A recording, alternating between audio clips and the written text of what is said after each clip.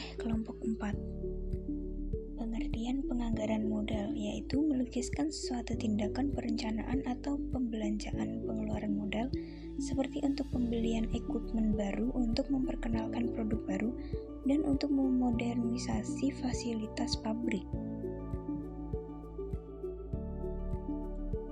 Penganggaran modal dalam suatu konsep investasi.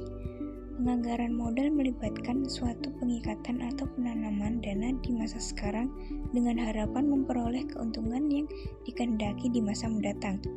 Investasi membutuhkan dana yang relatif besar dan keterikatan dana tersebut dalam jangka waktu yang relatif panjang serta mengandung risiko.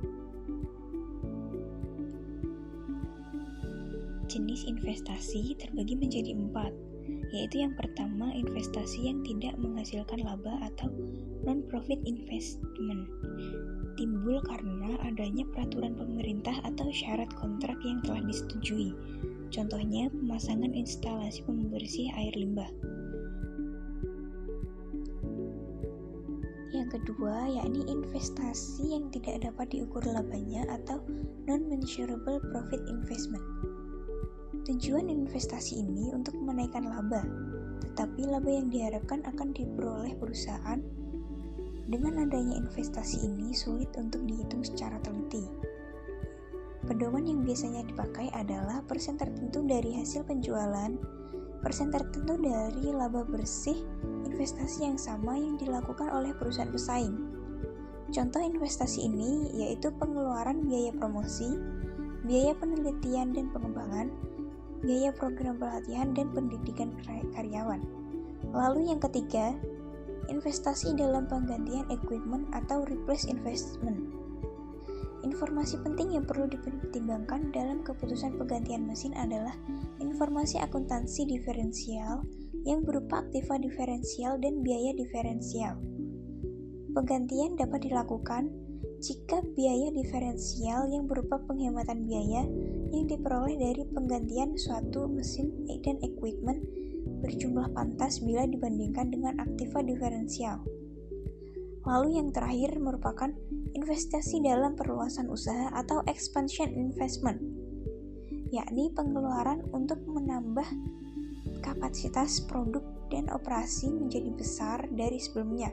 Untuk menambah kapasitas akan diperlukan aktiva diferensial berupa tambahan investasi dan akan menghasilkan pendapatan diferensial. Kriteria penilaian investasi terbagi menjadi 4 bagian penilaian, yaitu payback method, average return on investment, present value, dan discounted cash flows. Payback method. Metode ini sering pula disebut dengan istilah lain seperti payoff method dan payout method. Faktor yang menentukan penerimaan atau penolakan suatu usulan investasi adalah jangka waktu yang diperlukan untuk menutup kembali investasi. Perhitungan payback belum memperhitungkan unsur pajak penghasilan, dengan dirumuskan sebagai berikut. Payback period investasi per laba tunai rata-rata per tahun. Metode payback memiliki keunggulan di antaranya digunakan untuk mengetahui jangka waktu yang diperlukan untuk pengembalian investasi dengan risiko yang besar dan sulit. Dapat digunakan untuk menilai dua proyek investasi yang mempunyai rate of return dan risiko yang sama sehingga dapat dipilih investasi yang jangka waktu pengembaliannya cepat. Cukup sederhana untuk memilih usul-usul investasi, namun dengan kelemahan tidak memperhitungkan nilai waktu uang, dan metode ini juga tidak memperhatikan pendapatan selanjutnya setelah investasi pokok kembali.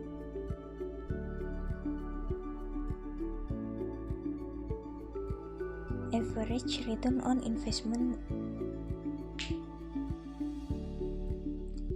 Average return on investment method atau metode rata-rata kembalian investasi. Metode ini juga disebut accounting method atau financial statement method. Suatu investasi akan diterima jika tarif pengembalian investasinya dapat memenuhi batasan yang ditetapkan manajer. Jika pengambilan keputusan belum memiliki batasan tarif kembalian investasi, maka dari beberapa investasi yang diusulkan dipilih adalah yang memberikan tingkat kembalian yang terbesar. Dengan dirumuskan sebagai berikut, rata-rata kembalian investasi sama dengan laba sesudah pajak per rata-rata investasi.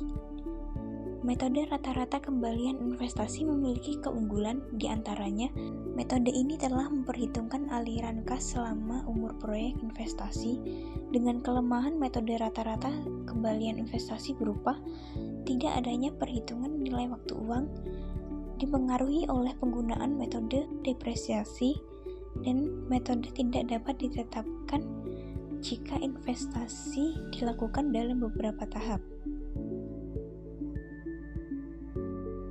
Contoh, untuk melaksanakan suatu proyek diperlukan investasi mula-mula adalah 10 juta rupiah, diperkirakan 10 tahun, tanpa nilai residu dapat akhir tahun ke-10.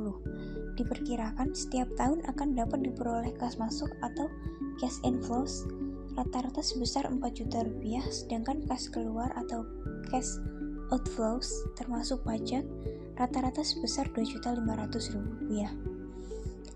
Dengan penyelesaian sebagai berikut, tarif kembalian investasi sama dengan dalam kurung 4 juta dikurangi 2.500.000 dikurangi dalam kurung 10 juta per 10 juta rupiah sama dengan 5%. Present value method. Dalam keputusan penggantian aktiva tetap yang didasarkan pada pertimbangan penghematan biaya, informasi akuntansi manajemen yang dipertimbangkan adalah biaya diferensial tunai, yang merupakan penghematan biaya operasi tunai di masa yang akan datang sebagai akibat dari penggantian aktiva tetap tersebut. Apabila jumlah nilai tunai tersebut lebih besar dari aktiva diferensial, maka usulan investasi tersebut dianggap menguntungkan, dan sebaliknya. Dengan perhitungan nilai tunai dapat ditentukan dengan rumus NT sama dengan AK 1/1 plus I pangkat N, dengan keterangan NT sama dengan nilai tunai, AK sama dengan aliran kas, I sama dengan tarif kembalian investasi, dan N sebagai jangka waktu. Faktor 1/1 plus I pangkat N tercantum dalam suatu daftar bunga yang dibuat untuk berbagai tarif pengembalian dan jangka waktu.